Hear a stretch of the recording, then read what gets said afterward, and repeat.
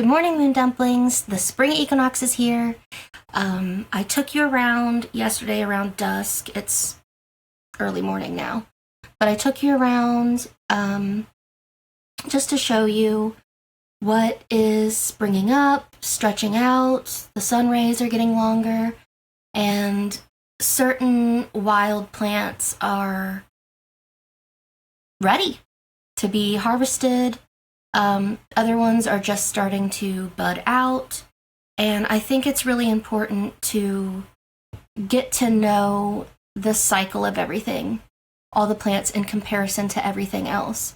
So just really quick, I'll do better videos in the future, but I just did a really quick, maybe 15 to 16 plants. Some of them were perennials that I planted a long time ago, like catmint and oregano.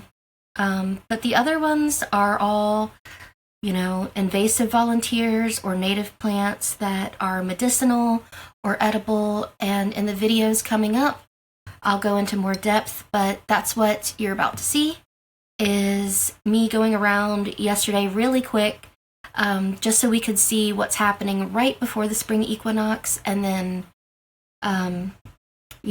we'll go into more detail in the future. So, enjoy! Tomorrow is the spring equinox, and I planted all my seedlings too soon.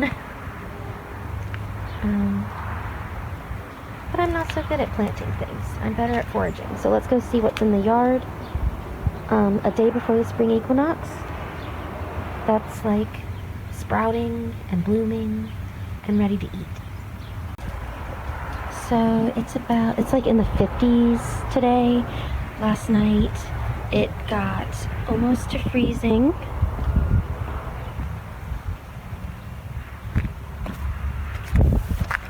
Let's come down here and see of the stuff I've planted, what's happening the day before spring starts. We've got oregano. We have catmint. I've got my robe on. We have grape hyacinths. These are edible. We have wild violets, edible. And also, my baby mullein is doing good. That has looked like this all winter, even under the snow. And then I'm going to take you around and look at some of the other things that are available to eat. So over here is field garlic, wild onions, whatever you want to call them. And you can see I've already harvested these a few weeks ago. These I just steadily harvest. They're great in pesto, on tuna, on ravioli, on spaghetti, on garlic bread, stuff like that.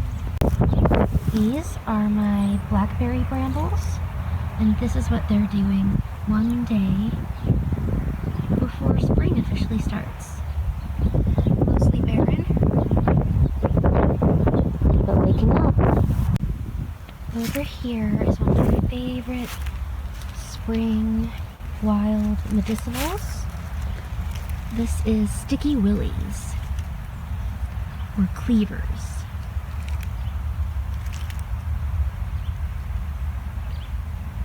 They are great for your lymphatic system.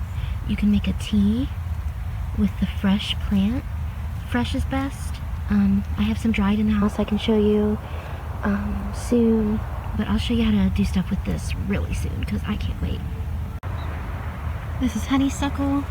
It stayed looking like this all winter. She always keeps some leaves on, but in a couple weeks we'll have blooms, and I'm going to make my nieces some enfleurages and replace the enfleurage that I always use after every shower. It's my favorite. It smells so good. And then in here next to my honeysuckle is my black raspberry. The black raspberry, as you can see, is coming along faster than the wild blackberry. These always come first.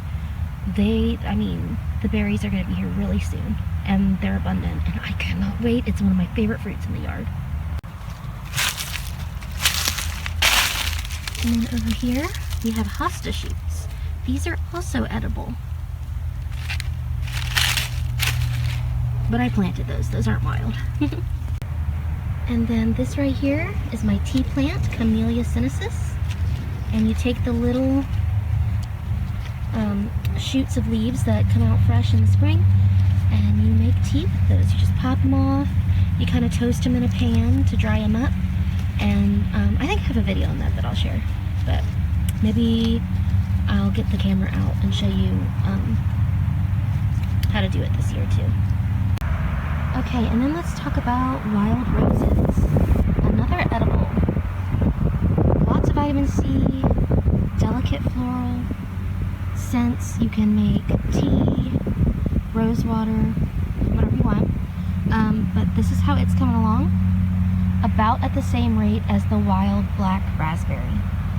Both are quicker than the blackberry. Okay, I also wanted to show you how the wild yulin looks. So much bigger than the ones that I planted. This one was a volunteer. It's on its second year too, just like the ones I showed you before, but so much bigger. Awesome for lung health. And then right here, we've got another little mullein, a wild volunteer. But over here you can see two different forms of purple dead nettle and red dead nettle. These are edible. They're kind of grassy, but you can also use them in a pesto or fry them up in a stir fry. They're in the mint family with the boxy stems, and they're really, really cute as little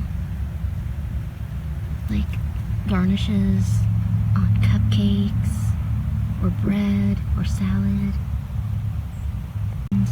And in here with my pile of black walnuts, we've got some veronica. It's not open right now. I'll have to come out in the morning and show you some of that.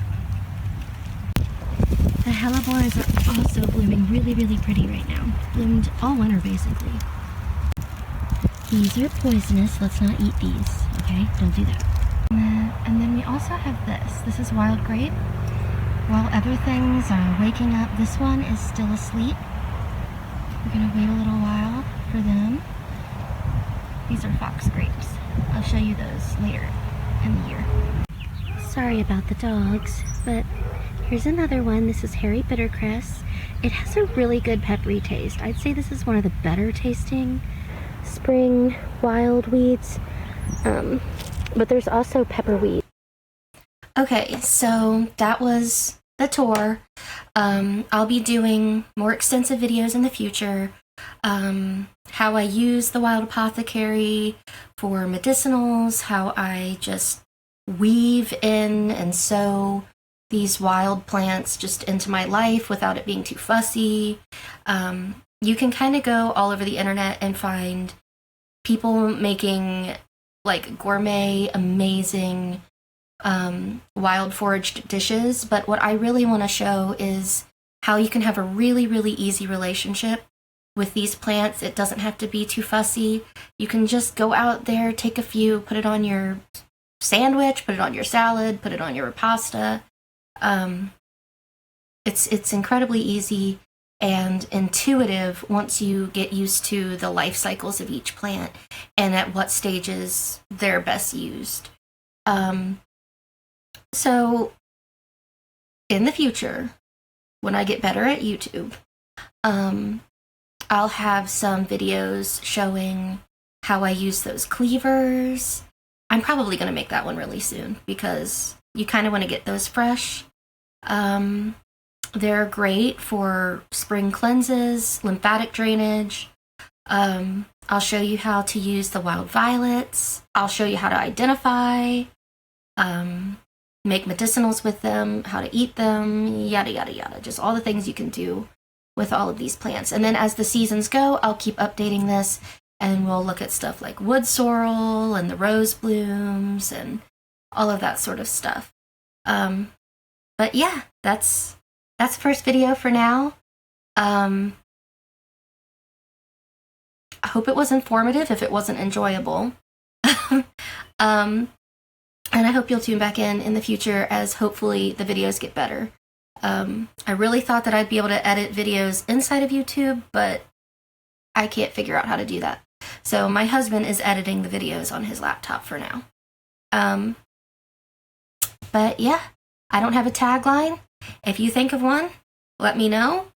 Other than that, have a good day and see you next time.